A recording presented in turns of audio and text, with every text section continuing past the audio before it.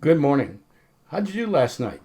Did you go to bed challenged with finding a way that God blessed you yesterday? Did you wake up this morning looking for a way that God's going to bless you today? Well, He has blessed you and He will bless you today. And even as I ponder these things, the blessings that we have and how fortunate we are to have a relationship with Christ, I'm reminded of this time of isolation and the impact it's had on us because I do truly miss you. I miss the corporate gathering. I miss the synergy of us being together, of hearing everybody singing God's praises, of watching everybody listen to His word and participate in the corporate gathering. There's just nothing like it in the world. And so that day is coming soon that we'll be able to do that. And perhaps God has given us this reminder of how important that corporate gathering is and how desperately we need each other. We are the body of Christ. And so I want to look a little bit closer at that today. Get yourself something to drink or something to munch on. Something I've got my tea today. I wanted something robust this morning, so I've got a little bit of Earl Grey, Russian Earl Grey. It's got a little hint of lemon in it. It's got a lot of caffeine, and I could use that shot this morning. So get yourself something, and when you come back, let's open up our Bibles, and we're going to take a look at 1 Corinthians chapter 12. 1 Corinthians chapter 12. So let's turn there. And I want to start in verse 14, where it describes the body of Christ. And Paul says to the Corinthians who are struggling with being one, being together. First Corinthians, I'm fond of saying First Corinthians is a corrective. And so Paul is trying to get them back in line with each other. And he says this in chapter 12, verse 14, "For the body does not consist of one member, but many. If the foot should say, 'Because I'm not a hand, I don't belong to the body,' that would not make it any less a part of the body. And if the ear should say, 'Because I'm not an eye, I do not belong to the body,' that would not make it any less a part of the body. If the whole body were an eye, where would be the sense of hearing? If the whole body were an ear, where would be the sense of smell?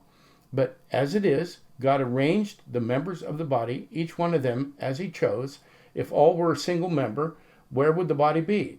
As it is, there are many parts, yet one body." Well, that's us. He's describing us. So he just starts out saying the body does not consist of one member. The body is not the pastor. It's not one of the elders or the elders. It's all of us together. We all comprise the body. And there should be nobody in the body that feels that the body can do without them. So, I don't have enough of a gift to offer, so I'm not really part of the body. I'm not engaged over here, so I'm not really part of the body. There's an activity going on, and I can't participate in it, so I'm not part of the body. Paul says, no, that's not true.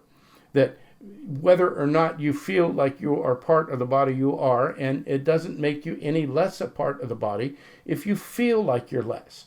So, and the same thing goes for the ear and the eye. And if the whole body were one thing, if everybody was doing the same thing all the time, what would the body be like? We would miss the other parts of the body. So God has arranged us. God has made us members of the body. We see that in verse 18. Each one of them as He chose. Each one of us is doing the part that we're called to do. And we shouldn't feel deficient because we're not involved in some other part. So, we have these activities and things happen. We're making meals. We're doing outreach and everything. And somebody might be sitting around going, well, because I couldn't participate in the meal, I don't feel like I'm part of the body. It's not true. You're part of the body. If you're part of the church, you're part of the body. And it doesn't make someone else's gift better than yours. Yours might be prayer. It might be encouragement. And, we need encouragement right now. We need to know that people are praying for us. So we need to be very careful that we don't start comparing ourselves to other people, that we don't feel pressured into doing something that we shouldn't do because God has given us a very specific part in the body. Let those other people play those parts. And you play the part that you're supposed to play because it is vitally important. So he ends up with, we do all these things. We don't compare ourselves to each other. We don't give honor to one part and no honor to the other part. They all have equal honor, so that in verse 25, that there may be no division in the body, but that the members may have the same care for one another.